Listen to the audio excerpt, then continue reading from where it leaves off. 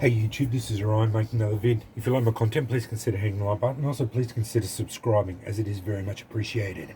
Barra650 asked me a question on one of my videos, the latest ones I just put up, about how I deal with blunt stones. I am no napper. I haven't really even looked into it. I'm very unsophisticated as far as blunt stones go.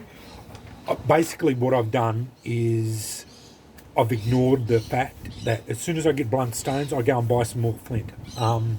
Thankfully, I've got onto a bloke who sells Aussie flint, and he has got a heap of flint, and I bought it, and as soon as I get some blunt stones, I basically swap it out and get more stones, sharp edges.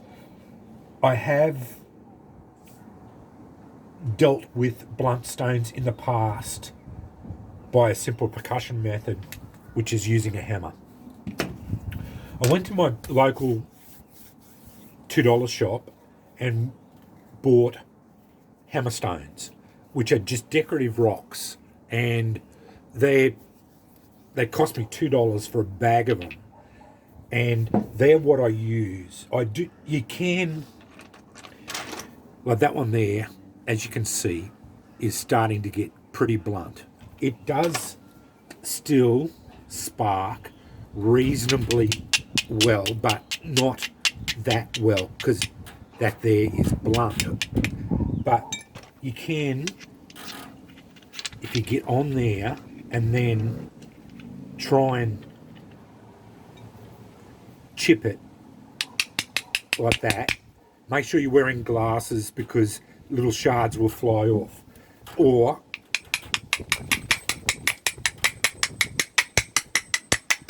you will eventually find it will chip along there, which it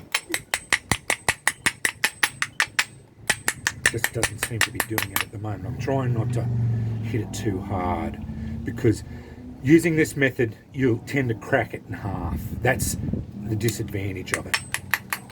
There you go. See how it broke that little chip off?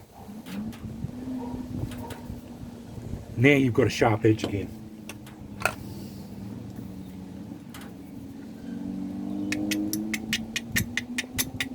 As soon as you get that sharp edge,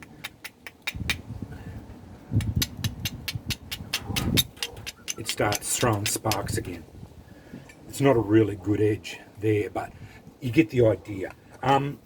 With bigger stones, what I do is, this is what I use these for. Basically, you put that there, you get a big rock that's blunt, put that there, and then bash it with a hammer. With flint, it naturally breaks and then shatters into sharp bits, like sharp shards. So on my last video, I had quite a large piece in here. Well, I broke it up this morning, and I ended up with 3 good pieces. I don't know which ones they are in there now. Out of this rock, I think that was one bit. Anyway, there was 3 pieces in here now that were all viable, because they ended up with 3 with sharp edges again. So that's how I'm very unsophisticated as far as, actually I think that was one part of it there, and it's got sharp edges again, which you can drive heaps of good sparks off again. Yeah, that is one part of it. It broke in half because it was a piece like that.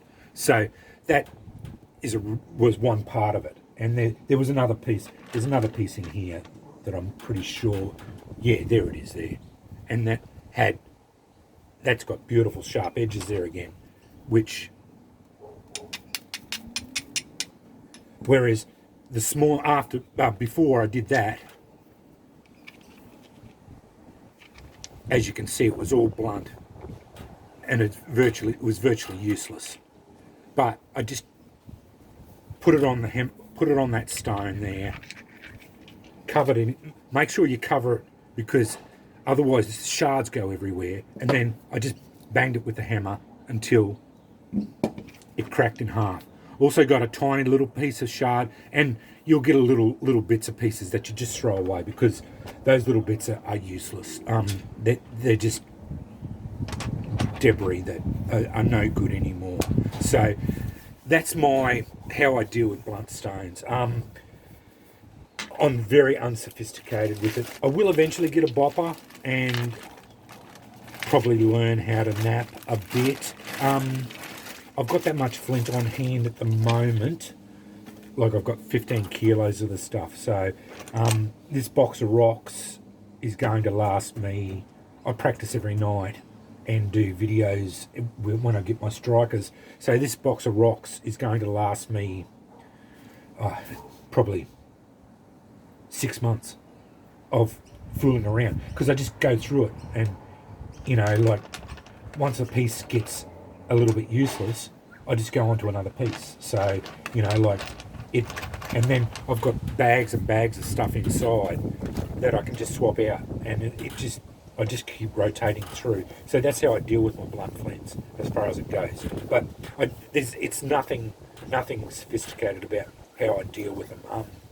Basically, that's why I like the bigger pieces, because you can break them up and then get sharper edges on them again. And that big piece that I had this morning and then broke it, or yesterday, and then I broke it this morning, it's another serviceable piece now, and that'll last me again for weeks of practice every night. So yeah, this is just a response for Barrett because he wanted to know how I deal with blunt flints and what I do to knap them and that. I don't knap. This is not napping, and I have no illusions as far as napping goes. I'm not a napper at all. I've never really even had the opportunity to do it because I've only been doing this for, you know, like flint and steel for 12 months. So I've never had the opportunity to fool around with flint that much, and I've never had enough on hand to be able to actually practice with it. But now that I have got a sizable amount on hand, I will eventually start learning how to do it. But that's how I do deal with my blunt flints. You can just with a simple hammer and go to your $2 shop and look for decorative stones, and you can sort of use the percussion method to some success, but the smaller stones, you're only going to break them in half, and then they become quite small and almost useless pretty quickly. Like once they get to this size, you're really not going to. They become really hard to manipulate. You know, like you try and put a piece of char cloth on there, like I can do it, but